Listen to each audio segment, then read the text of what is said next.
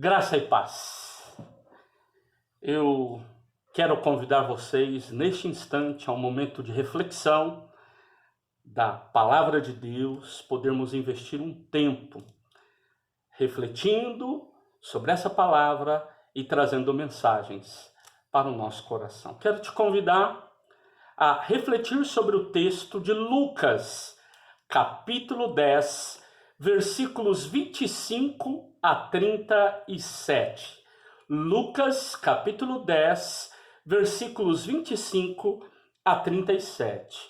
Como o nosso espaço aqui é exíguo, é curto, eu quero te lembrar que este texto trata do bom samaritano. É uma parábola onde Jesus conta uma história de alguém que caiu no caminho. Essa pessoa que caiu no caminho, ela sofreu um assalto, algumas pessoas a roubaram, deixaram ela jogada, depois passaram alguns religiosos ao lado, mas não se importaram, continuaram o caminho, e um homem samaritano cuida e leva essa pessoa para continuar o seu tratamento. Depois você pode ler com mais calma e relembrar. E eu começo então dizendo a você, eu uso óculos desde os meus 10 anos de idade. E o engraçado é que eu comecei com 0,50 e foi subindo, chegou a 3,25. Mas eu fui envelhecendo, Envelhecendo, e depois dos 40 anos, quando eu ia lá no oftalmologista, o que ele dizia era diminuir um pouquinho. E a partir dos 40, ao invés de aumentar, diminuía. E uma coisa interessante que eu descobri é que se o grau do óculos estiver abaixo, ou se o grau do óculos estiver acima, as coisas ficam todas embaralhadas. Eu necessito do foco correto. Então não adianta eu pegar um óculos que seja fraquinho e diga, olha, esse óculos aqui já tá bom. Não, ele não vai me servir. E não adianta também eu pegar um óculos muito forte, ou seja, algo que esteja para além daquilo que eu necessito. O que eu preciso na realidade é do óculos ajustado para mim. De forma figurativa, nós precisamos de ajustar nossos focos em várias áreas da vida.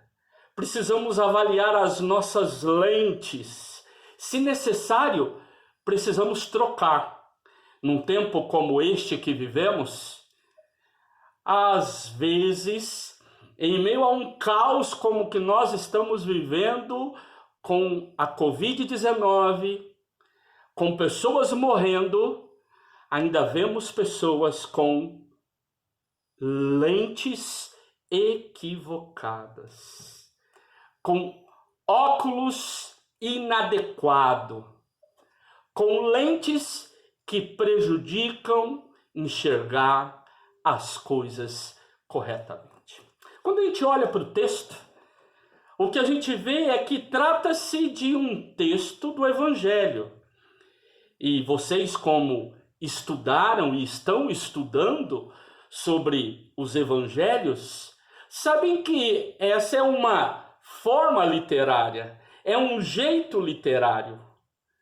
Ou seja, o jeito de escrever um evangelho é diferente de um texto jornalístico, onde se narra o que aconteceu, ou um texto histórico, ou a composição de uma biografia. O que nós temos aqui são textos do evangelho. E a preocupação do evangelho é pedagógica. O evangelista, quando vai juntar o seu material, é porque ele tem uma comunidade para quem ele tem responsabilidade de cuidado, responsabilidade de trazer à memória dessa comunidade os ensinamentos de Jesus. Por isso ele recorre àquilo que foi aprendendo, àquilo que ficou na mentalidade das pessoas, e vai então preparar um material, um texto que alimente, que abençoe. Eu fico imaginando que diante de uma questão levantada na comunidade, falando lá, peraí, como é que a gente faz para ganhar a vida eterna então? Ele vai relembrar no seu material e naquilo que pesquisou sobre o exemplo de um jovem que procura Jesus e fala, como é que eu faço para ganhar a vida eterna? E Jesus diz, olha, você tem que cumprir a lei, mas eu já faço tudo isso. Então é importante que você tome outras atitudes. E aí ele fala assim, esse negócio de amar ao próximo, o que é meu próximo? E diante dessa pergunta de quem é meu próximo, Jesus vai contar então essa parábola, essa história, falando de um homem que viajava, mas que sofre ali, enquanto viajava, um assalto. E ele fica praticamente semi-morto, jogado no chão. Jesus vai contar essa parábola para dizer àquele jovem que pergunta quem é meu próximo, como se deve relacionar com as pessoas para transformarmos essas pessoas em nosso próximo. E algo interessante é que Jesus apresenta ali, e eu quero dividir com vocês, 3 formas de olhar para o outro. Por isso, levando em consideração uma afirmativa que eu gosto muito e inclusive utilizei em uma das aulas, todo o ponto de vista é a vista de um ponto, e levando em conta também um sermão do Padre Vieira, depois eu falo sobre ele, né? Um sermão onde ele vai falar sobre 3 formas de enxergar o outro. Eu quero então compartilhar com você 3 pontos de vistas diferentes de pessoas que se relacionaram com aquele que caiu ali no caminho. 3 pontos de vistas diferentes. Um primeiro ponto de vista é o ponto de vista dos ladrões. O ponto de vista dos ladrões é marcante, porque se parece muito com o estilo de vida que o capitalismo nos apresenta, que a filosofia neoliberal nos apresenta, uma postura do egoísmo, do individualismo, marcado pela expressão que nós podemos deixar aqui como primeiro ponto de vista: o que é teu é meu. E, gente, num momento crítico como o nosso, quantas pessoas se enriqueceram, quanto que a necropolítica é presente, quanto que em cima da morte e de sofrimento de muitas pessoas, alguns têm se enriquecido, têm ganhado, têm levado vantagem. E esse primeiro olhar, o olhar de quem fala o que é teu é meu. Pessoas que ao invés de aplicarem a vacina, não aplicam a vacina. Pessoas que poderiam preparar melhor a área da saúde e tudo mais, e que não empenham da melhor forma. Pessoas que poderiam se resguardar para não infectar outros e não o fazem. E aí teríamos N exemplos. Esse é o primeiro ponto de vista, muito parecido com o dos ladrões. O que é teu é meu. O que tiver de bom para você, eu quero é para mim. eu quero levar vantagem. Um segundo ponto de vista que eu quero partilhar com você é o ponto de vista dos religiosos. Sim, o sacerdote, o levita, pessoas ligadas à religião. E eles parecem ter um ponto de vista: o que é meu, é meu. Ou seja, não venha me atrapalhar. Minha vida já tem seus problemas. Cuide do seu problema, que eu cuido do meu problema. Como dizem algumas pessoas num tom de brincadeira, ema, cada um com os seus problemas. E aí, o que você tem de problema, resolva. O problema é seu. Porque se eu me envolver com o seu problema, eu vou ter mais dificuldades. E aí depois você pode fazer uma exegese e entender algumas complicações em torno desses religiosos que pregavam a pureza em chegar perto de alguém semi-morto. Traria muita complicação. Por isso, o segundo ponto de vista é: o que é meu é meu. É meu e ninguém tasca. Um terceiro ponto de vista, e esse é o ponto de vista que Jesus vai chamar a atenção e coroar, é o ponto de vista do samaritano, que parece dizer: o que é meu é teu. O que eu tenho está a seu dispor. Ele desce do animal, ele presta os primeiros socorros, ele coloca a pessoa sobre o seu animal, ele leva essa pessoa até o espaço, que é o espaço de cuidado, uma hospedaria, e lá, depois de investir nos primeiros momentos, ainda diz: cuida dele, e se alguma coisa ainda faltar, eu acerto com você quando eu voltar para cá.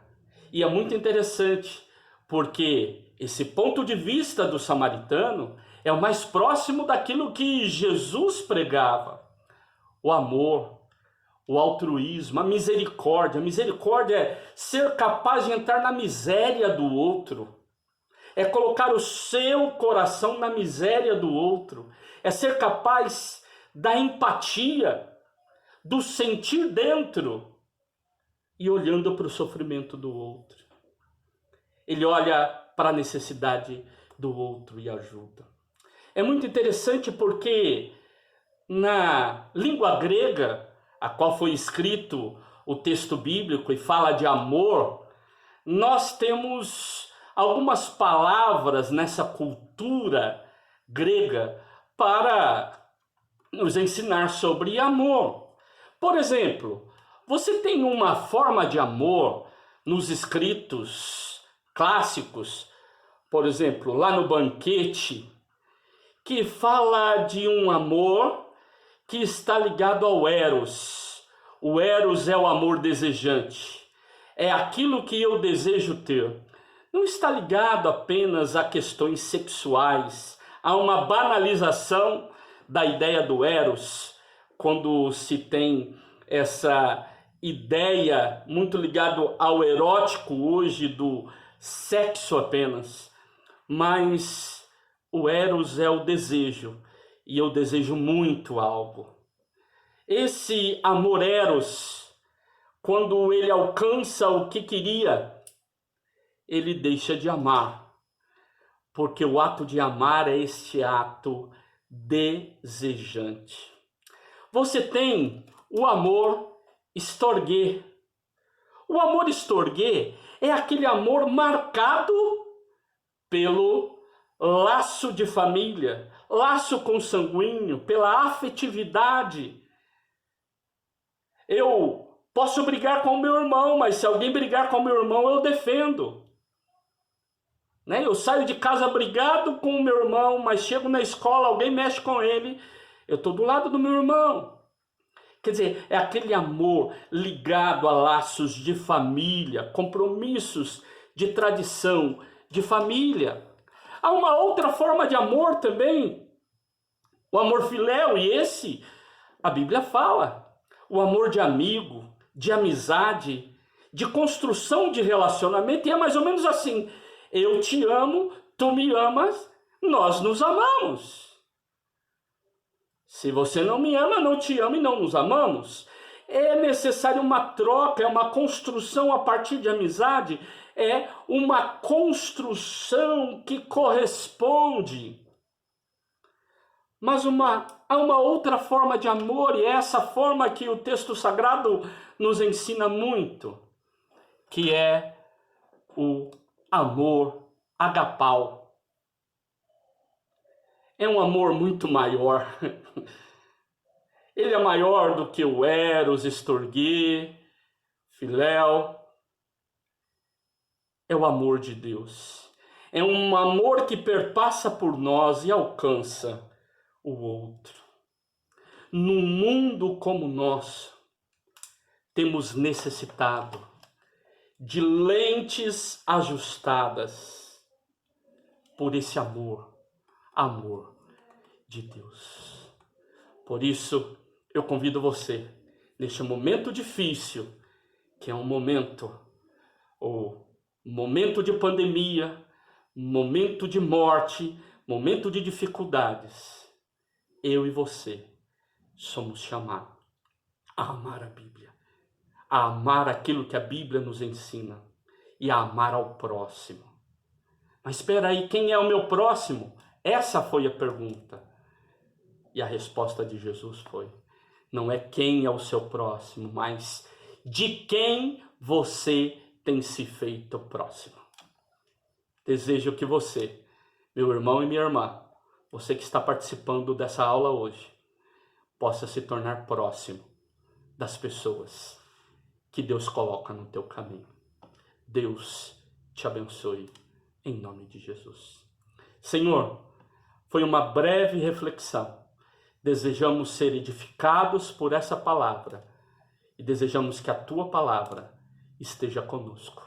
Por isso oramos, em nome de Jesus. Amém.